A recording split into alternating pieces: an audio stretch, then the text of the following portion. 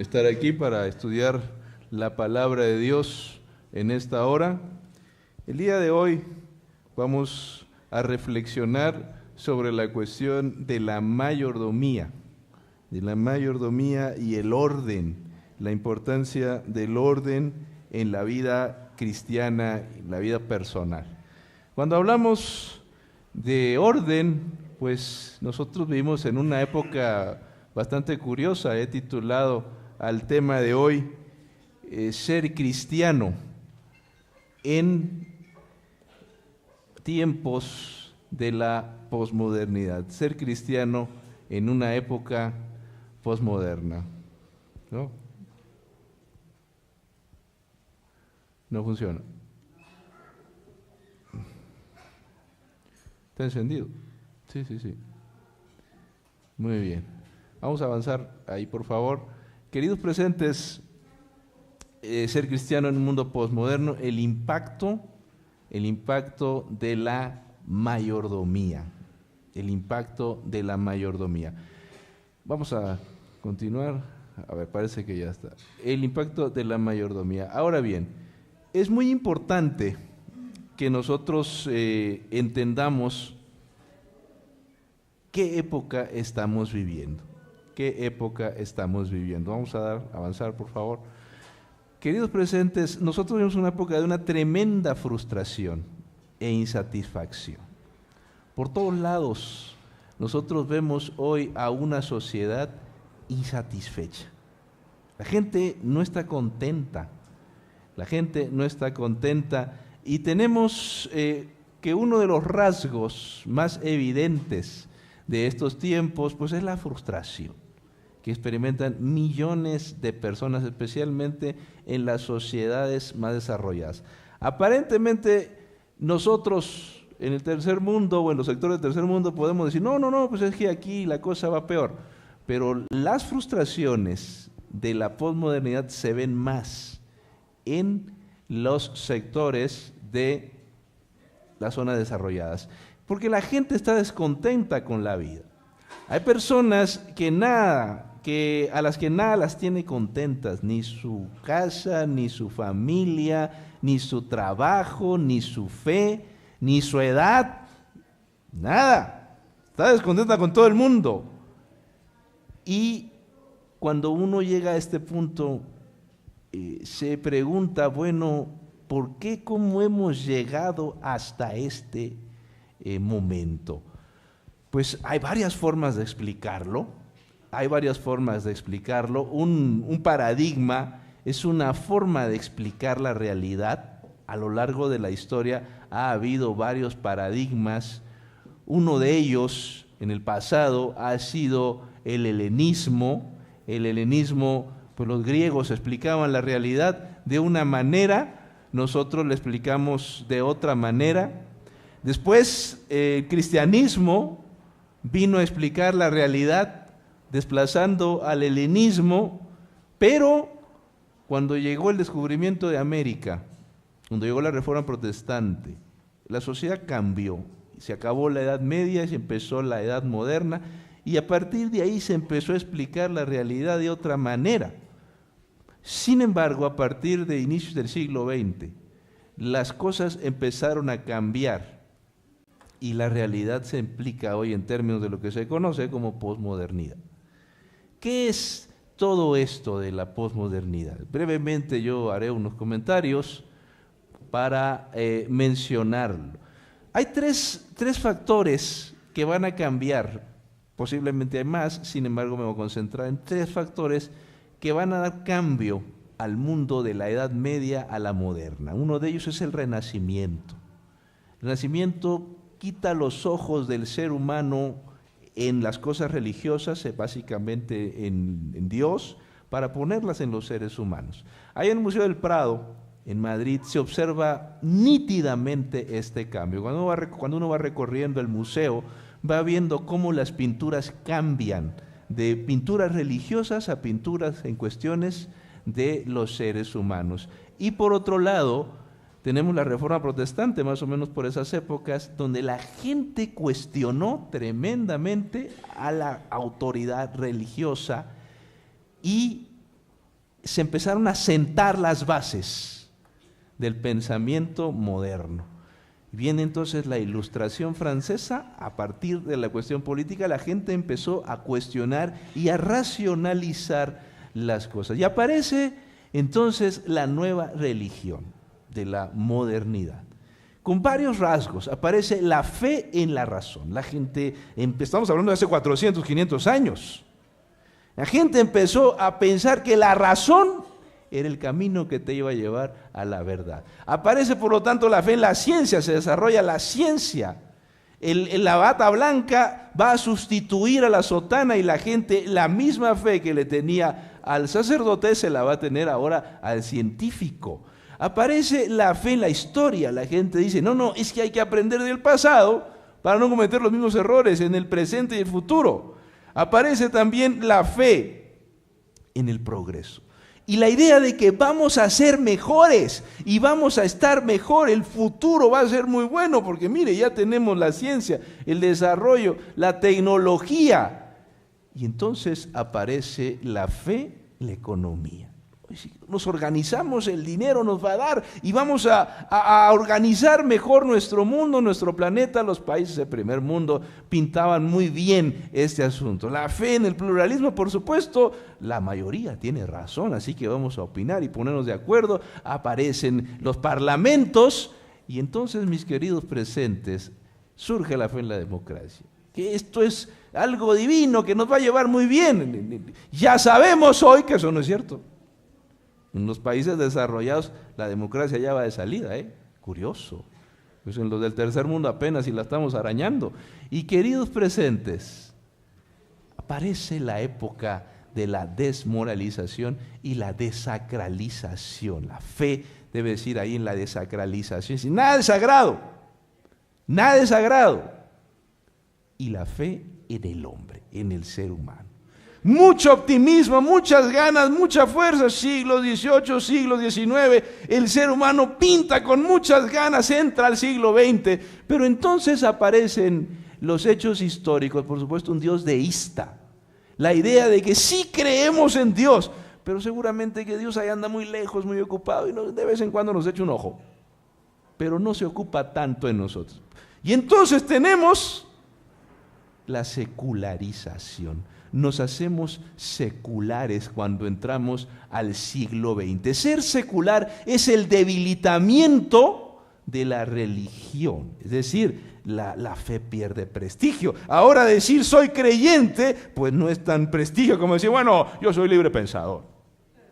No, es que ahora ser creyente, eso es para los fanáticos, para los tontitos, para los que no estudian, para los que no piensan y no cuestionan. Ahora vale más decir, bueno, es que yo lo cuestiono todo, ¿no? Como si eso valiera de mucho. Y siguiendo con la secularización, es la aceptación de este mundo como hogar. ¿Sabe qué? Que no vamos a ningún lado. Aquí nos vamos a quedar y disfrútala mientras te dure, mi querido hermano. No, porque el reino de los cielos, no, mira, cálmate con eso, mejor. Aparece también la separación entre la sociedad y la religión. Cada vez se va separando la sociedad de la religión. Antes la iglesia era el centro del pueblo, de la sociedad. La iglesia era la construcción más hermosa, casi celestial.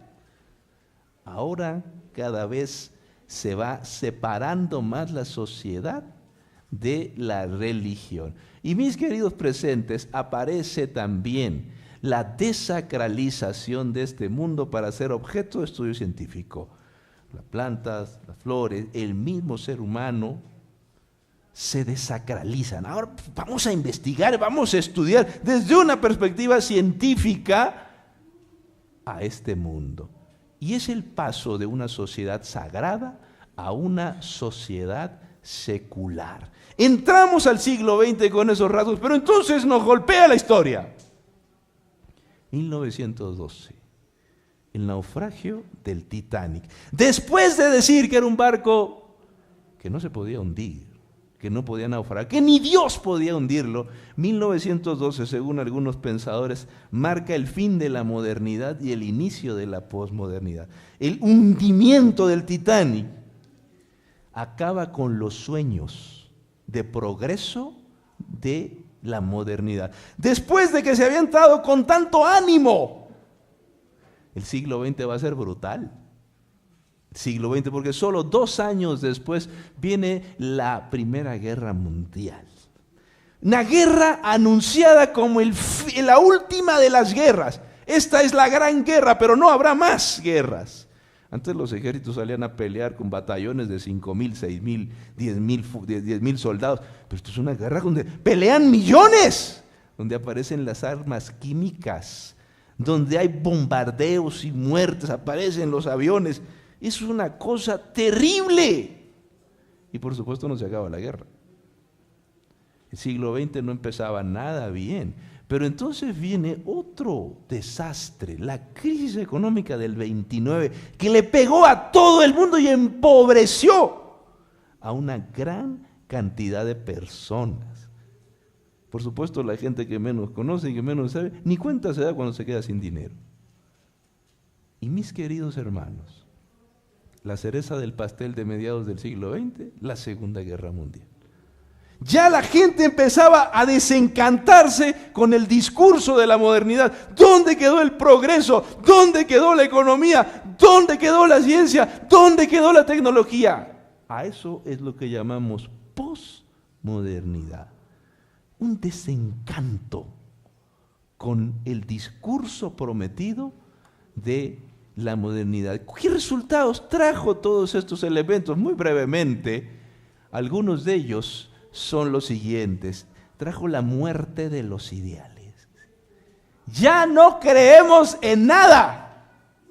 Antes creíamos en la ciencia, creíamos en la historia, creíamos en el progreso. Miramos el futuro y ya nadie piensa que vamos a ser mejores. Da miedo pensar en el futuro. Ya nos estamos viendo diferentes, ya no queremos creer en nada. Por eso aparece, mis queridos presentes, el auge del sentimiento. Ya la gente no quiere pensar,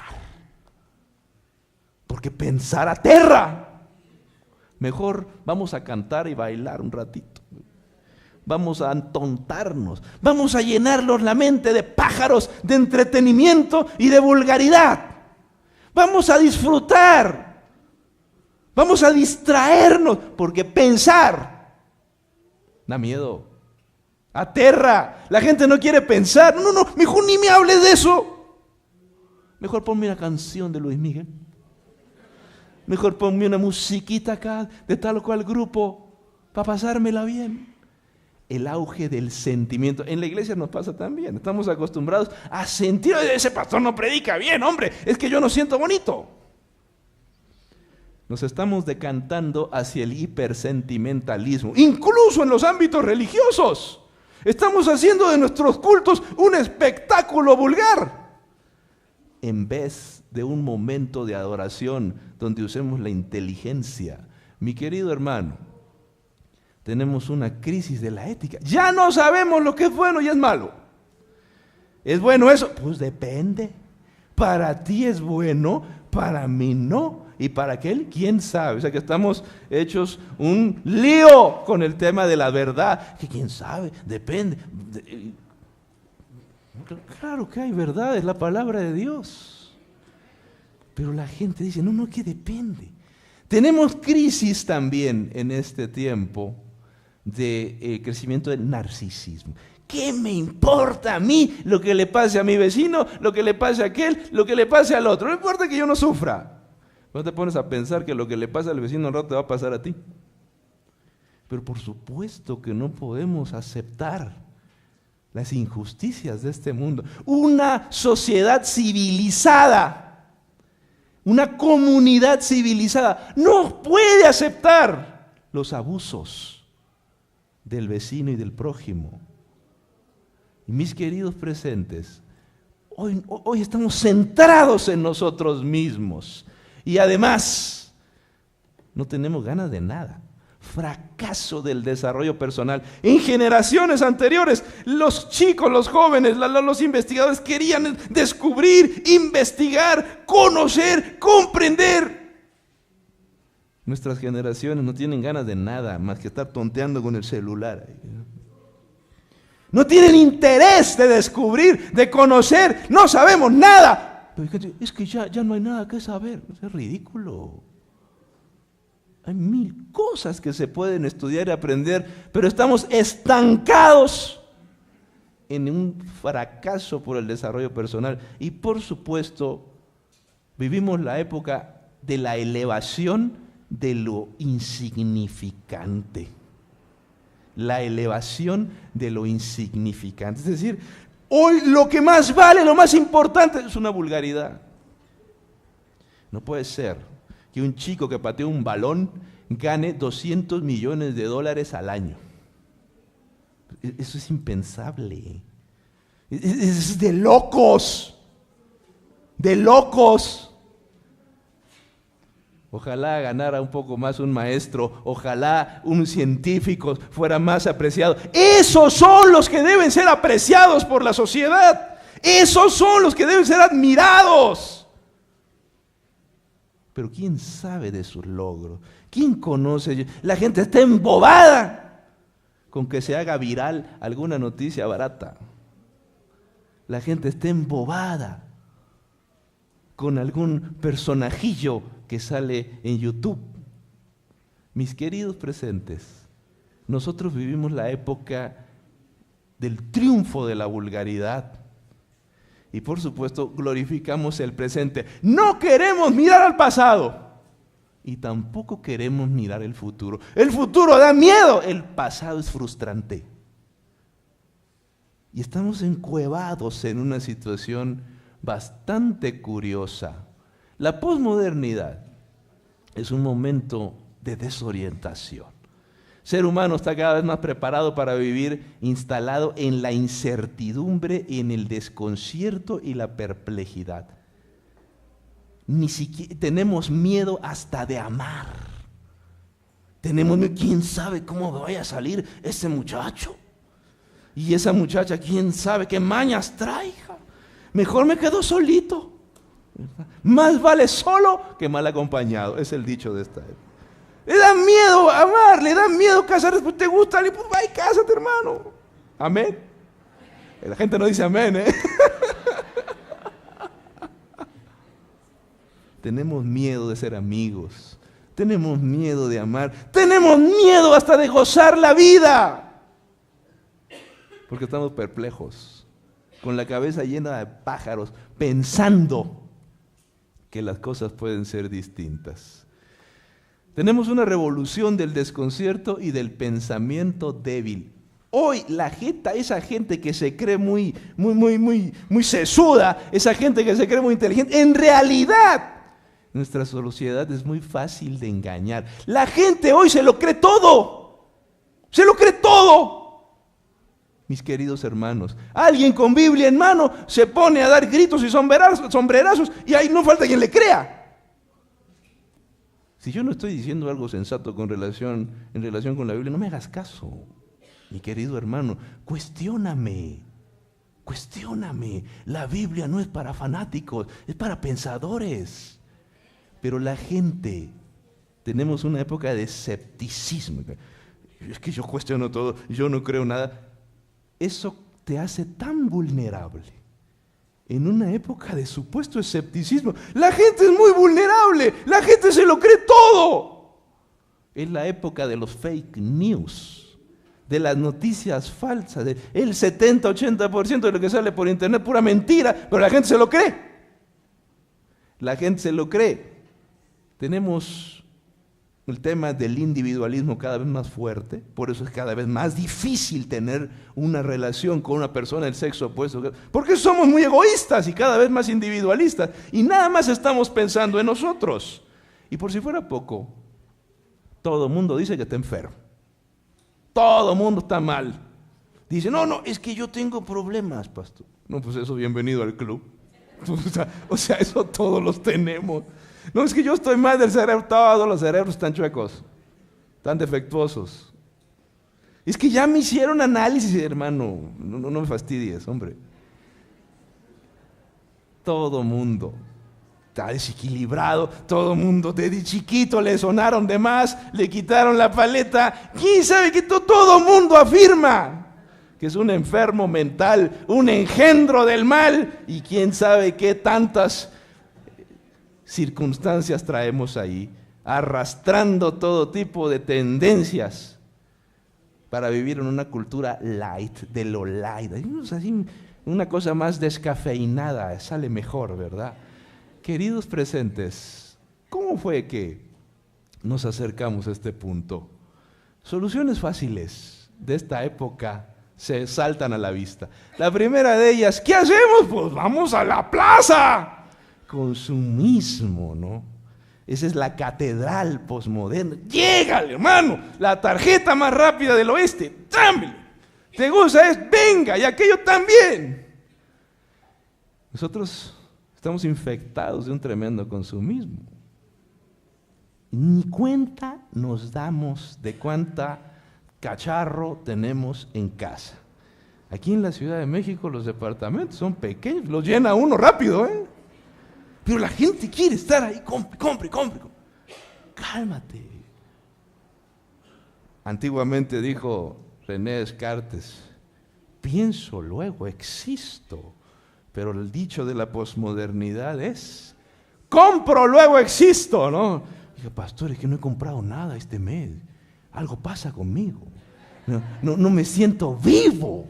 Tengo que ir a comprar el olor de la prenda nueva, me falta. Como que me quitan algo de la vida, ¿no? Queridos presentes, las nuevas diversiones, ¿qué diversiones tenemos hoy? Salen dos locos allí en televisión haciendo vulgaridad y la gente los premia y les aplaude. Cuanto más insensato, cuanto más grotesca la diversión, más popular se hace. Mis queridos presentes, tenemos las épocas la época de las experiencias estrambóticas. Es decir, ¿y eso qué es? Es decir, ahora resulta que cuanto más loco, cuanto más ridículo, cuanto más estrambótico es la cosa, más actual y más popular. Y por supuesto, hermanos, la religiosidad deportiva. ¿Qué cosa, ¿Qué cosa tenemos hoy? Una cosa es que a uno le gusta el fútbol y otra cosa es que se vuelvan locos, se hagan fanáticos, se hagan devotos de un deporte que pues es bonito. Yo recuerdo un día, estando ahí en Buenos Aires, me llevaron a ver a uno de los equipos más populares de Argentina. Me dijeron, para poder entrar ahí, me dijeron, ¿cómo puede ser? Le dije, si yo... Pumita bien marcado, dije, ¿qué va a pasar? Bueno, acabo que aquí no me van a ver. Me puse mi playerita y me fueron a sentar ahí donde se sienta la hinchada, hermano, la hinchada, imagínate. Aquí, y yo no sabía, iba inocente. Y entonces cuando me paro ahí, llega la hinchada con unos tambores. Nos tuvimos que quitar. Porque ellos ni permiso piden, y quítate, hermano. Y entonces empieza el juego, y empieza ellos a sonar y a cantar ahí la cosa, y todo el mundo empezó a saltar. Y me queda viendo el que yo con el pastor, tiene que saltar. ¿Qué pasó? Le dije, yo ni en Zeus saltó. Me dice, tiene que saltar, porque si no le van a dar un garrotazo a esos de allá. Estuve saltando, hermano, empecé a saltar. Adiós. 90 minutos. Cuando terminó el partido yo estaba como Moisés ahí arriba, ¿verdad? Agarrado de las manos de... ¿Qué cosa? Eso ya es una religiosidad. Yo vi unas escenas en ese lugar. Luego va uno por aprendizaje, surrealistas. ¿Qué cosa? ¿Qué cosa el ser humano? ¿A dónde hemos llegado?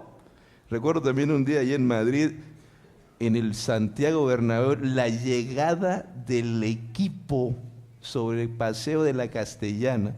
Tienen que cerrar la avenida y llevan caballos. Y los caballos van quitando a la gente, man, porque la gente se abalanza para tocar el miserable autobús. ¡Ah! Lo tocó, ya estoy santificado. O sea... ¿qué es eso? ¿A dónde hemos llegado los seres humanos? Queridos hermanos, vivimos en una época de satisfacción egoísta. Es decir, nada más estamos preocupados por satisfacer el ego, la industria de la moda, preocupados por los trapos, preocupados por las garras, compra esto, compra aquello, ya cambió la moda. Y nomás jugando con el ser humano, jugando con el ser humano. Las redes sociales, la gente está obsesionada con eso. Fíjate que estoy comiendo aquí, ahí está la gente. No. Mira dónde estoy, mira acá, voy saliendo de... Ya avisaron, ya dijeron las autoridades, tengan cuidado con eso. Le está avisando a los maleantes todo lo que anda haciendo usted. Tenga cuidado. En cualquier parte del mundo hay que tener cuidado, hay que saber manejar. Hay un libro muy bueno que si usted está obsesionado con las redes sociales, se llama ¿Cómo triunfar con las redes sociales? En las redes sociales. Que nos ayuda a gestionar esas cosas. Y de veras va a andar con eso, úselo bien. Úselo bien, pero hay que tener cuidado. Dicen algunos investigadores que la gente que no suelta esas cosas tiene problemas muy serios de autoimagen, muy serios de autoestima. Y el turismo. Estamos obsesionados con salir.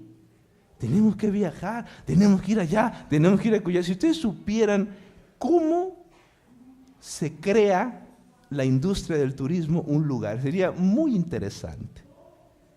¿Cómo se hace de un pueblito insignificante un centro turístico? Vamos a inventar una historia, vamos a ver qué pasó aquí. Aquí balacearon a un revolucionario. Pues vamos a crear una historia. Y vamos a hacerlo popular. Muy interesante. Queridos presentes, a todo esto, en la mayordomía cristiana, después de todo este rollazo que me he echado, tenemos el tiempo, también tenemos, ¿qué cosa? Los tesoros, las 4 T's de la mayordomía, el templo y tenemos los talentos. Ay, aguante mi hermano un tantito.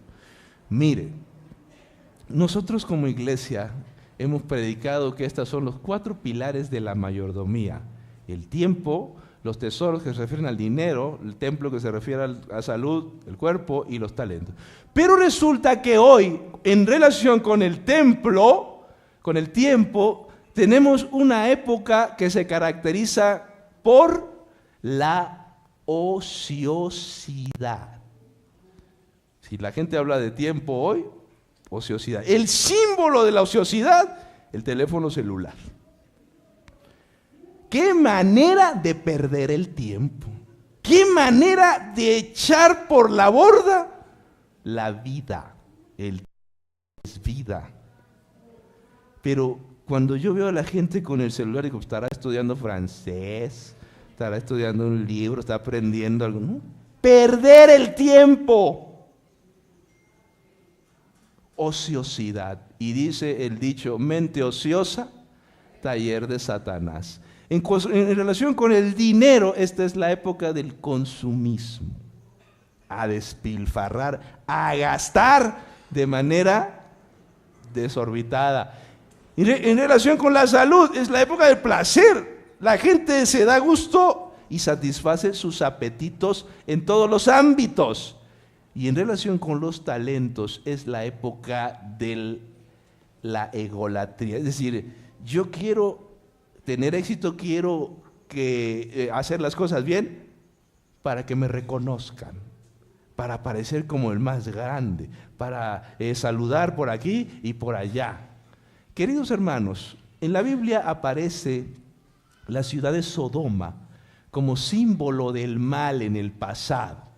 Y esta ciudad fue una ciudad destruida por su perversidad. Algunas personas piensan que básicamente la cuestión tuvo que ver con la homosexualidad, pero no es necesariamente eso. Ciertamente se menciona la homosexualidad en Génesis 19 y aparece una escena ahí brutal.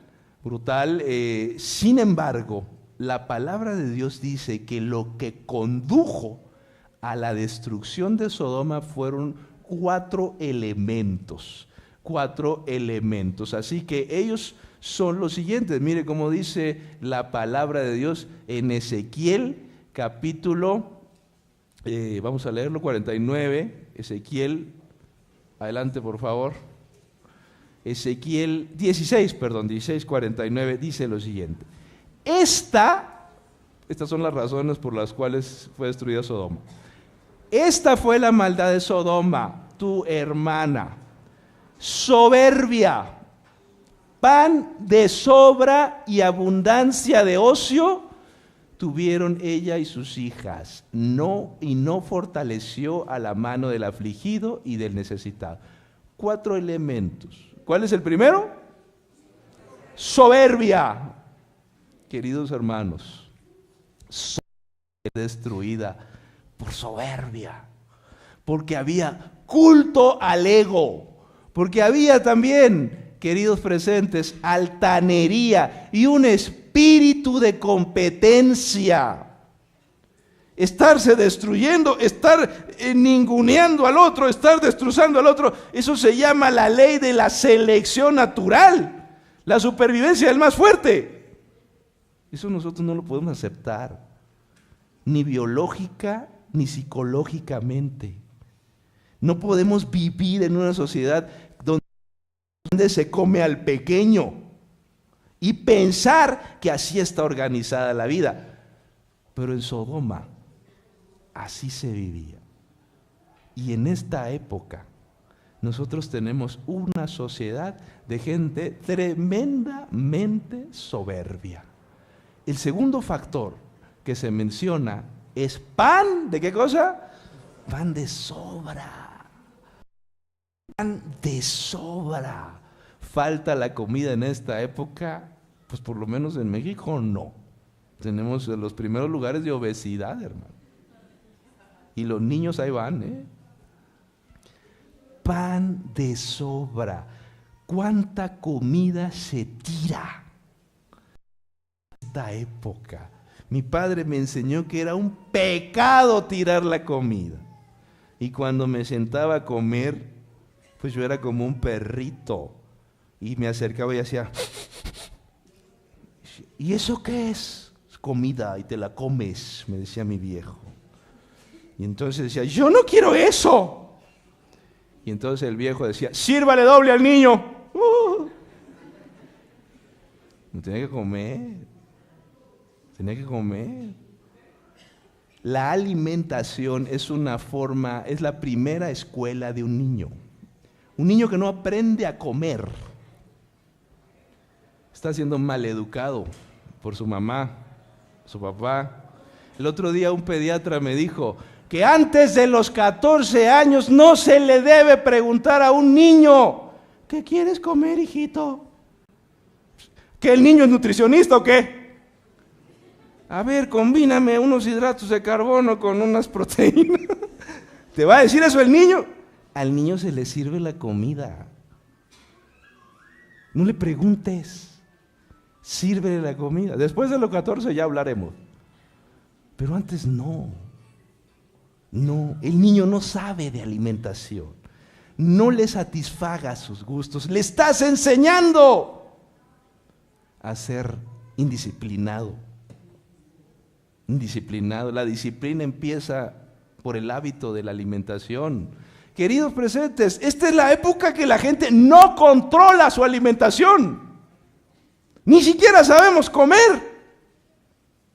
¿Tenemos comida? Sí. ¿Sabemos alimentarnos? No. Estamos enfermos por malos para alimentarnos. Y la iglesia tiene un mensaje extraordinario de salud. Amén. Pero ¿dónde estamos nosotros? ¿Dónde estamos? Todavía no, hermano, aguántame tantito. ¿Dónde estamos en relación con la salud? La gente quiere bajar de peso. La gente quiere saber qué va a comer. Mañana tienen aquí un programa, voy a anunciar un programa, ojalá que la gente venga. Pero tenemos un mensaje de alimentación único para una época de intemperancia, glotonería y sobrealimentación. Hay un libro buenísimo que yo les recomiendo, se llama, ya se me olvidó, ¿cómo se llama? Adictos a la comida basura. Adictos a la comida basura. En inglés se llama salt, fat, y ya no me acuerdo qué más. Ganó el premio Pulitzer, el reportero, sugar, salt, fat and sugar. Y en español es adictos a la comida basura. Óigame, ese libro lo hace a uno temblar. Hoy ya lo puedes pedir en Amazon para todos lados, así que no hay pretexto. ¡Qué cosa! Yo leí ese libro y me quedé una pieza. ¿Qué estamos comiendo? Sal, azúcar y grasa. ¡Qué cosa, Y no son adventistas. No son adventistas. Curiosamente, en ese libro se menciona a los adventistas. Y te quedas tú cuando lees eso. ¡Ay, Señor! ¿Cuándo será que nosotros vamos a sacar la banderita por ahí? Acá estamos. Queridos hermanos, abundancia de pan, dice la Biblia. Hay comida, pero la gente no sabe comer. Sodoma era un lugar donde había intemperancia en la alimentación. Y la intemperancia en la alimentación, en la satisfacción de los apetitos, detona el resto de los apetitos en el ser humano. El descontrol de la vida. Y entonces tenemos, dice la palabra de Dios, que Sodoma tenía abundancia de ocio. Había mucho tiempo, Nosotros hoy tenemos tiempo. Hombre, si tienes tiempo para pasarla bien, para irte a divertir, qué bueno, tenemos abundancia de ocio. Pero ¿qué hacemos con eso? Una despreocupación por los demás y una cultura del entretenimiento y la diversión. Vida centrada en el entretenimiento. Es que me la tengo que pasar bien, tengo que pasear, tengo que ir allá y tengo que disfrutar, y todo eso cuesta. Y tenemos hoy una industria del ocio que está multimillonaria con nosotros, con los seres humanos. Hoy tenemos nosotros parques temáticos, tenemos además pues cine, tenemos además televisión, tenemos además internet, por supuesto que tenemos videojuegos y una industria que es tremenda y que cuesta unas cantidades escandalosas de dinero, música. Y queridos presentes, además de eso, pues tenemos espectáculos deportivos, centros de diversión, lugares para apostar, que es la manera más ridícula de perder dinero, lugares de apuestas y por supuesto centros de diversión. Todo eso genera grandes cantidades de dinero. La gente que se va a vivir a un pueblito dice, es que ahí no hay nada, por decirte que no hay centros de ocio. Hombre, pero si vivir en un pueblito es increíble. ¿Es increíble? No, pero es que no hay nada que hacer. O sea que tiene la cabeza tan llena de pájaros, está tan llena de basura, que ni siquiera sabe disfrutar un amanecer en un pueblito. No sabe caminar y respirar aire puro e ir por ahí y admirar un caballo, una montaña, una pradera. Eso es extraordinario. No hay nada que hacer. O sea, ¿cómo que no va a haber nada que hacer? ¡Por favor! Una cosa es que uno sea ignorante y otra que lo exhiba.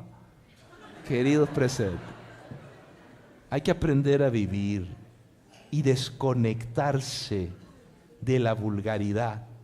Queridos presentes, finalmente tenemos que Sodoma cayó, fue destruida por falta de generosidad. Apatía e indiferencia hacia los más necesitados. Dice la palabra de Dios en Proverbios 30:15. La sanguijuela tiene 2 hijas que dicen ¿cómo? ¡Dame! ¡Dame! Dicen los jóvenes a los papás, dame dinero, no me des consejos, papá. ¡Dame! La gente está pidiendo dinero. No solo dinero. La mujer quiere que la quieran. A mí me tienen que querer, que me traigan flores, ¿y tú qué das a cambio? Pues aunque sea una sonrisita, ¿no?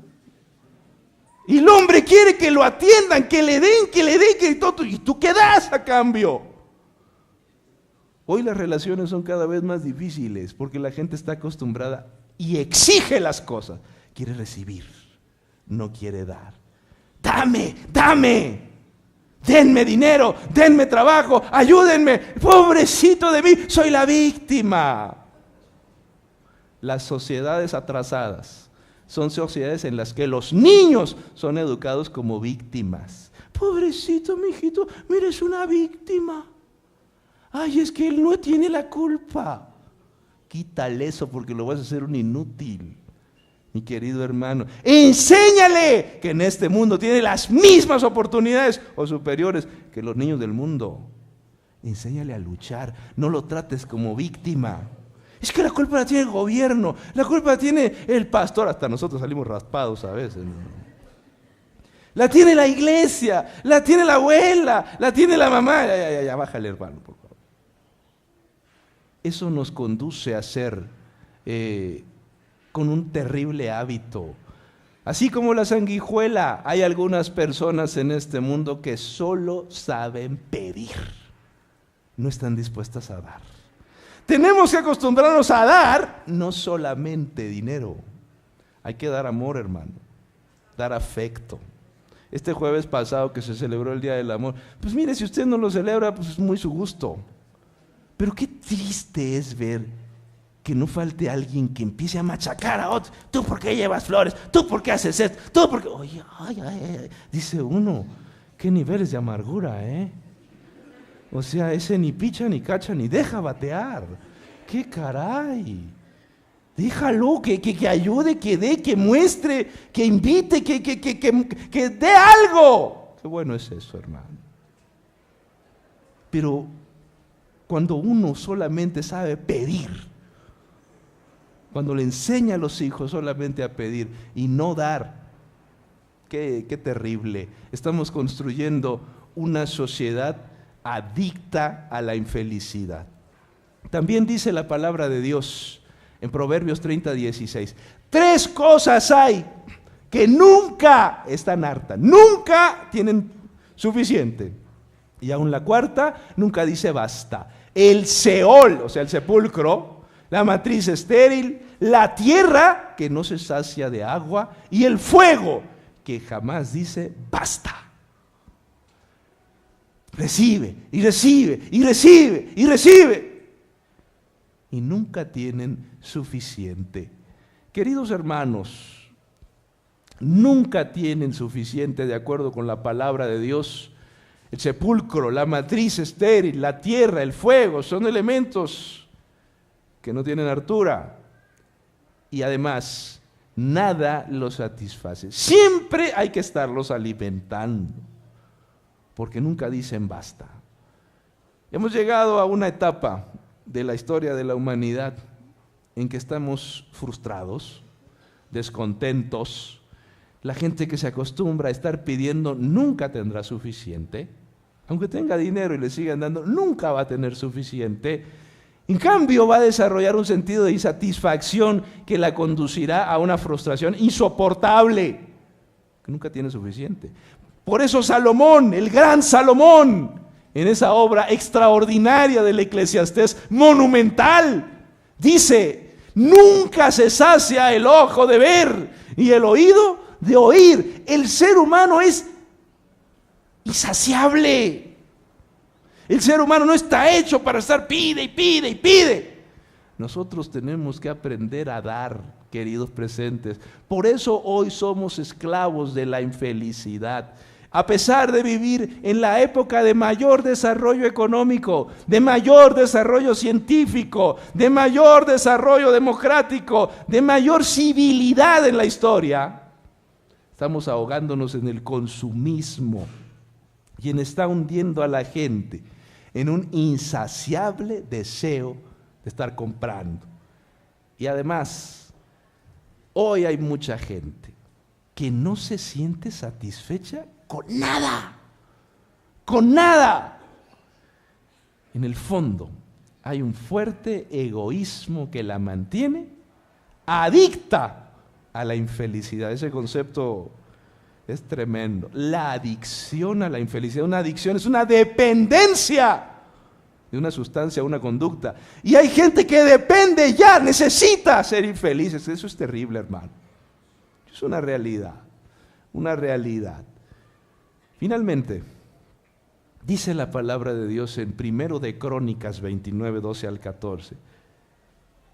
Hay que recordar lo que dijo Salomón. Las riquezas y la gloria proceden de ti y tú dominas sobre todo. En tu mano está la fuerza y el poder y en tu mano el dar grandeza y poder a todos. Ahora pues Dios nuestro, nosotros alabamos y loamos tu glorioso nombre, porque ¿quién soy yo? ¿Quién es mi pueblo? Para que pudiéramos ofrecer voluntariamente cosas semejantes. Esta última parte me encanta. Pues todo es tuyo y de lo recibido de tu mano te damos. Hermanos, nosotros podemos amar porque Dios nos da de su amor. Todo es tuyo. El amor que podemos dar, las vivencias satisfactorias, la felicidad que nos acompaña, los espacios de felicidad, el dinero que Dios nos da. Todo viene de Él. De lo recibido de su mano, le damos. Queridos hermanos, en nuestra iglesia tenemos un plan extraordinario y se llama dadivosidad.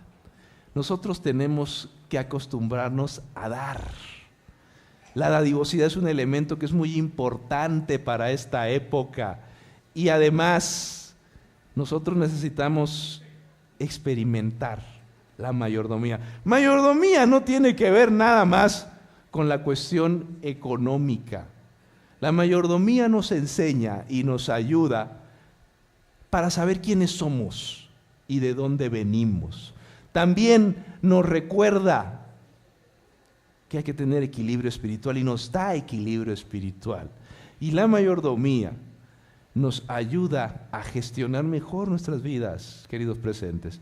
En la iglesia tenemos los 4 pilares de la mayordomía que los hemos mencionado ya. Hemos hablado del tiempo, hemos hablado de los tesoros, hemos hablado del templo y hemos hablado del talento. El tiempo, el mensaje de la iglesia en relación con el tiempo tiene que ver con el uso sabio y la adoración. Dios nos juzgará con mayor cuidado en relación con el uso que le hemos dado al tiempo. Hermano, el tiempo es sagrado. No lo desperdicies. Cristo ganó por ti cada minuto de tiempo que tienes. Ese minuto de tiempo que tienes lo ganó Jesús en la cruz. Úsalo sabiamente. El tiempo es sagrado y a la semana hay un día, un espacio. Acuérdate del día sábado para santificar. El tiempo es sagrado. Pero no solo el tiempo es sagrado, el dinero es sagrado. El dinero es el fruto de una relación con Dios. El trabajo es una bendición, es un mandamiento de Dios. Dice la Biblia, acuérdate del día sábado. 6 días, ¿qué cosa? El trabajo es una bendición y un mandamiento. Queridos hermanos, el trabajo es sagrado, es una relación con Dios, es una actividad espiritual. Por lo tanto, el dinero que uno maneja es sagrado. Enséñale a tus hijos que cada peso que llega a tu bolsillo es sagrado. El dinero no se puede desperdiciar, el dinero se tiene que gastar con sabiduría. Y parte de ese dinero tiene uno que aprender a ser generoso a través de sus diezmos y ofrendas, porque de lo recibido de tu mano te damos. Pero no solo el tiempo es sagrado y el dinero es sagrado, el cuerpo humano, dice la Biblia, ¿o ignoráis que vuestro cuerpo es templo del Espíritu Santo? El cuerpo humano no es para destrozarlo, no es para machacarlo a golpes. Acabo de escribir un artículo sobre el fútbol americano. Me quedé helado de cómo el cerebro Se destroza. Yo jugué a fútbol americano cuando estaba adolescente. Cómo el cerebro se destroza por estarle dando golpes. Hay investigaciones, hay una película que se llama Concussion, muy interesante, por cierto, muy interesante la película. Y la hermana White dice, por los que si no sabías, que el fútbol americano y el box no son para un creyente. Leyendo un libro que se llama ¿Cómo funciona nuestro cerebro?, me quedé helado de cómo, decía el autor, ¿tú quieres saber cómo se destruye un cerebro? Mira una pelea de box. ¿Qué cosa? ¿Qué cosa? El cuerpo es sagrado. Cuida el cuerpo humano, hermano, porque es templo del Espíritu Santo. Nosotros tenemos un mensaje extraordinario de salud. Pero ¿dónde estamos? ¿Dónde estamos? No es posible que no podamos organizarnos para que la gente pueda conocernos. Siempre tienen que ser otros los que nos están citando. Y en relación con los talentos, Dios nos ha dado habilidades, dones, que son sagrados. Si eres un artista, si sabes pintar, si eres un científico, si investigas, si te sabes expresar, esos dones te los dio Dios, son sagrados, no los perviertas. Son para honra y gloria del Señor. El tiempo es sagrado, el dinero es sagrado, el cuerpo humano es sagrado, las habilidades y los talentos son sagrados. Pero estamos hechos un desastre. Lo que necesitamos hoy es orden. Como dicen los jueces, ¡orden! Tenemos que aprender a gestionar el tiempo, el dinero, la salud y las habilidades. Por eso dice la Biblia, el hombre malvado endurece su rostro. No, a mí que ni me hablen de la salud, déjenme paz. Que me hablen del dinero, no me toquen el tiempo, yo hago lo que me da la gana. El hombre malvado endurece su rostro, pero el recto ordena sus caminos. Necesitamos orden. Necesitamos aprender a controlar nuestra vida a través del Espíritu Santo. Demasiado desorden en la vida de la gente. Demasiado desorden en los sentimientos de la gente. Es que yo no sé a quién amo, si al morenito o al rubio. ¿Qué te pasa? No me fastidies. Tome una decisión y ya está. Es que yo no sé, el desorden de vida que tenemos. No puede controlar ni su comida, no controla su tiempo, no controla su dinero, no controla y es un caos. Orden, hermanos. Hay un mensaje maravilloso que Dios le dejó a su iglesia a través de la mayordomía.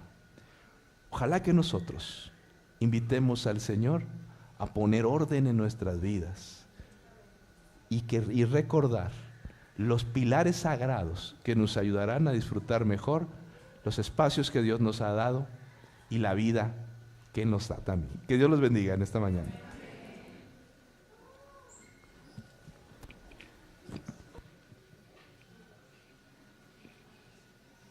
Puestos de pie, vamos a entonar el himno 201.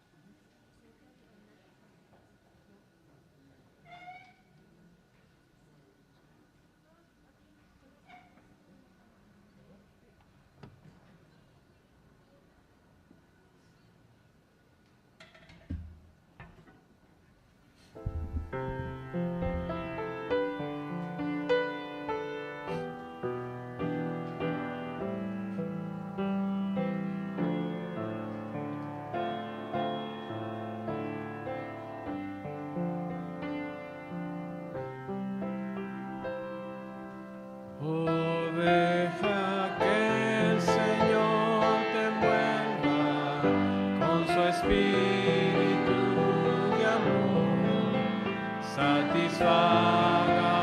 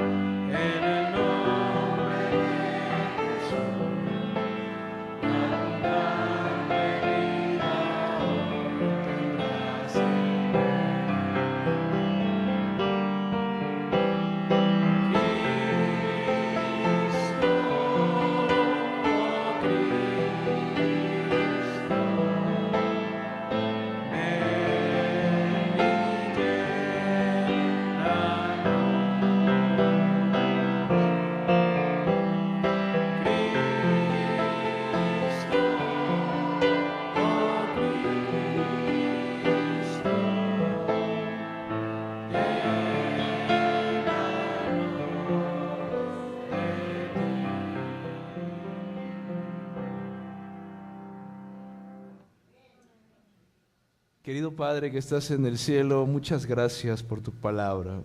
Muchas gracias por ser un Dios extraordinario con nosotros. Gracias por el mensaje maravilloso de la mayordomía cristiana. Señor, nosotros no queremos vivir de acuerdo con los paradigmas de nuestra época. No queremos hundirnos en el egoísmo y en la insatisfacción que conlleva ese tipo de actitudes. Ayúdanos a depender de ti, ayúdanos a dar, enséñanos a ser generosos, enséñanos a compartir con los demás y enséñanos a recordar la sacralidad del tiempo, del cuerpo humano, la sacralidad también del dinero y de las habilidades que nos has dado. Enséñanos a vivir vidas que merezcan la pena, enséñanos a vivir con orden. Y ayúdanos a disfrutar los espacios de felicidad en este breve lapso que es nuestra vida, en lo que esperamos el segundo retorno de Jesús. Quédate con nosotros, llévanos con tu bendición a nuestros hogares. Te lo rogamos en Cristo Jesús. Amén.